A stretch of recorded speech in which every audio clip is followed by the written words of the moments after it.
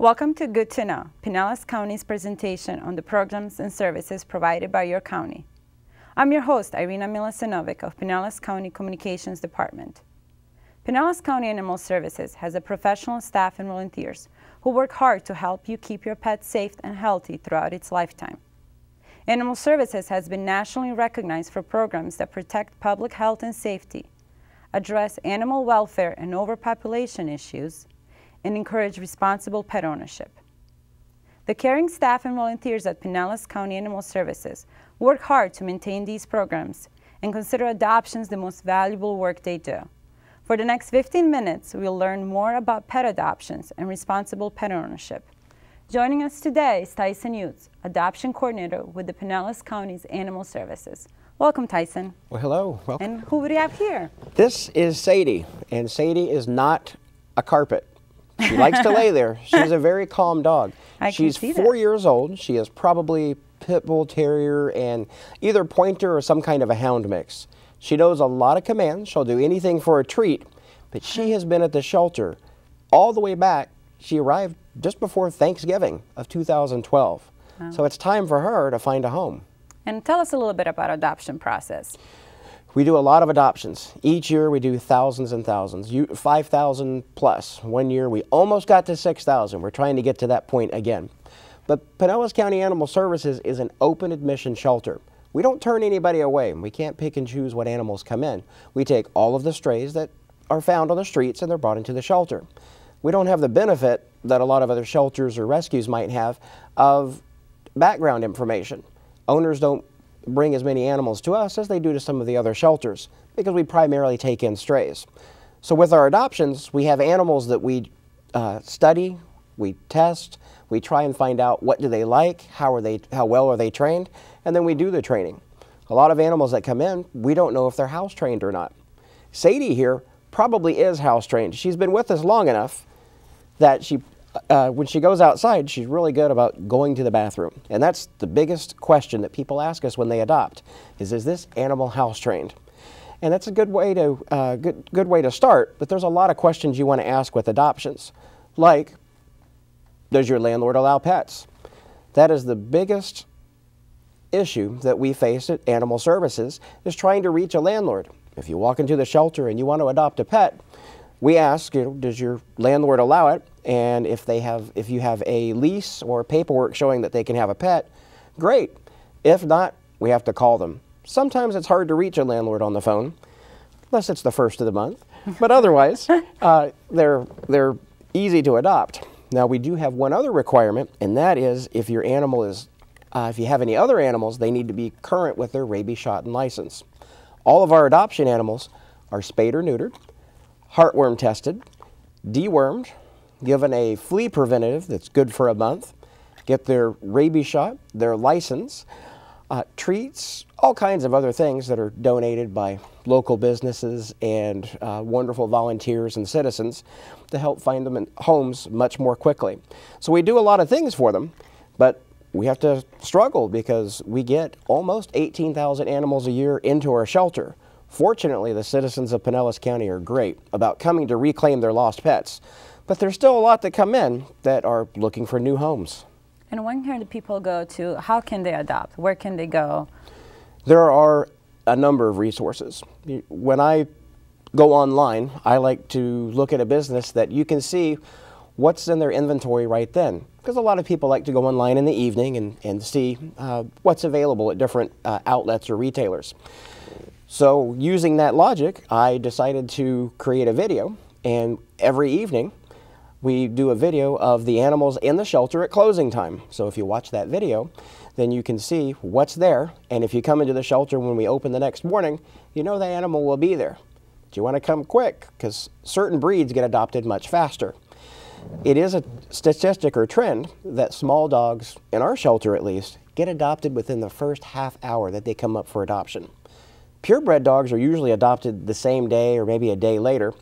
If it's a mixed breed that doesn't have one of those negative stereotypes to them, like a Pit Bull Terrier, which Sadie is here, I don't know why she has a negative stereotype, but if it's a dog that is a mixed breed, like a hound mix or a shepherd mix, they're usually adopted the same week. Pit Bull Terrier mixes, because of the stereotype associated with them, they take a little longer to adopt. But you can also go on to many other websites. Petfinder.com, we have our animals' photographs and information about them listed there. On the County Animal Services webpage, there's links there where you can see videos. There's also, our volunteers have a Facebook page that they maintain. They have lots of information about adoptions there. So there's many things that you can do on top of just calling the shelter. We also have a lot of questions that come in about adoption animals. And the phone number for the shelter? The main shelter number is 582-2600. And that can get you a lot of different departments. You would have to ask for the adoptions department to find out information there. But we also have an enforcement division, which enforces county code. We have what we call a bite department, which is our rabies quarantine department. Guess Sadie's starting to wake up here and play. She wants her belly rubbed. She's a fun dog.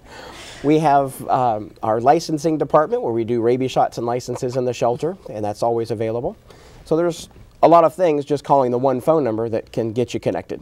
And you mentioned that all the pets that are available for adoption are spayed or neutered. Tell us a little bit why is it so important? Well, for one, it's the state law. And the state requires that an animal coming out of a public shelter that's adopted has to be spayed or neutered. And we're asked frequently, well, why? What if I don't want that to happen?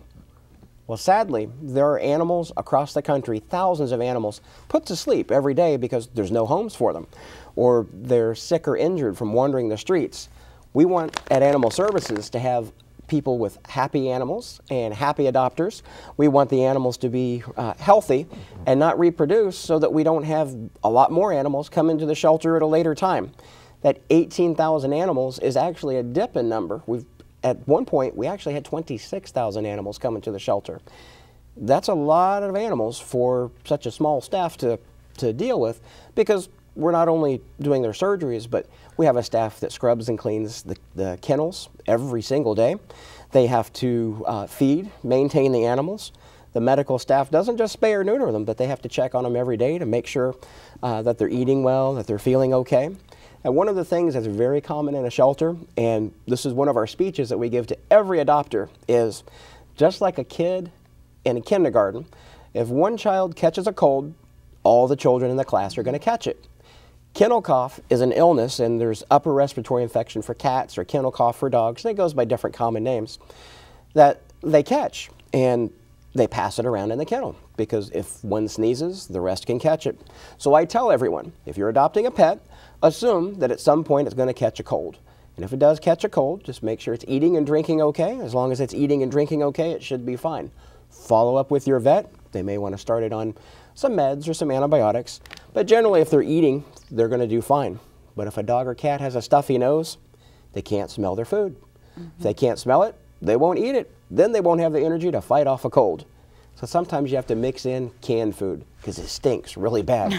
And they can smell it through a stuffy nose. Then they eat it and they get all better and you have a wonderful pet.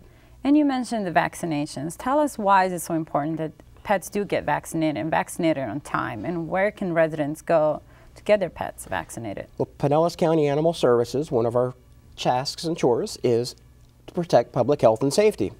And rabies is an illness that you don't get over. Once you're infected with rabies, if you don't get vaccines and it becomes full-blown rabies, you die. And that's something we want to prevent. Dogs get exposed to wildlife. Raccoons maybe go and eat from the dog bowl, and the dog goes outside, is bitten by a raccoon. Raccoons are a primary carrier of rabies. So, and it's code and law in Pinellas County also, that your animals have to be vaccinated for rabies and given their license. The license helps us get an animal back to an owner, but it also helps us know if an animal is vaccinated. With the rabies vaccine, we know that if a dog or a cat is vaccinated, they're going to be pretty much protected. They might get a booster shot if they're exposed to a bat or a raccoon or something with rabies. But because of that program, we have very few animals test positive for rabies in Pinellas County. Extremely few. We also have a bait program where we drop baits around the county so that if raccoons migrate in, they eat these little stinky fish baits and it vaccinates them, so that we've got this buffer around us. Fortunately, we have water. We got beaches on 3 sides of the county, and the raccoons don't swim across the bay. So we're pretty well protected. but the rabies vaccine is of primary and very important. You can get your rabies vaccine at the shelter. You can get your license at the shelter. Vets give rabies vaccines also, and most vets will also provide the license. Sadie's starting to get a little frisky here. Come here, sweet. But she is a sweet girl, and she's had her rabies shot also, and we offer both a 1-year and a 3-year rabies vaccine. With most vaccines, the first rabies vaccine of record is good for a year. All of them after that are good for 3 years. And tell us a little bit about what do volunteers, there's a lot of staff and volunteers, and they help a lot with adoption. What are some of the programs that they're doing right now? Because of my volunteers, we've been able to keep the adoption numbers high. The volunteers now provide adoptions on the weekends on the first 3 Saturdays of every month in the shelter, and that's from 9 to noon. We have adoptions on the weekdays from 9 to 4:30. We don't have adoptions on Sunday. But usually by the time Sunday rolls around, we've adopted out so many animals, the pens are almost empty, and we're excited until Monday morning when we examine more animals and put them out. Our volunteers have a senior to senior program where we take senior animals and partner them up with senior citizens. And that's a good thing because a lot of these senior animals are great. They're already trained. They don't chew on things. They're already house trained and know a lot of commands. And that's just a pretty nice thing, especially when they're nice and calm. But thanks to my volunteers, they give us the information on the cages so that when we do our nightly videos, I'll be able to tell people a little bit about the dog, what they like, what they don't like, what their energy level is, so we can match people up with the right pet. And that is very important. It's extremely important because we want to prevent animals from getting adopted and coming back to the shelter. When you adopt a pet, you want to adopt with your brain and not your eyes. A lot of people will adopt a dog just because it's cute. You wouldn't believe how many huskies end up in the shelter not getting reclaimed by their owners because, well, they're a pretty dog, pretty blue eyes, but frequently they get loose and people don't have the knowledge about the breed to keep them confined. And what is the message that you want to send to our residents and pet owners about responsible pet ownership? We have a coloring book that we use and have used for many years, and the title of the book is, coloring book is Love, License, and Leash. With those 3 L's, you pretty much cover everything. If you love your pet, you'll take care of it.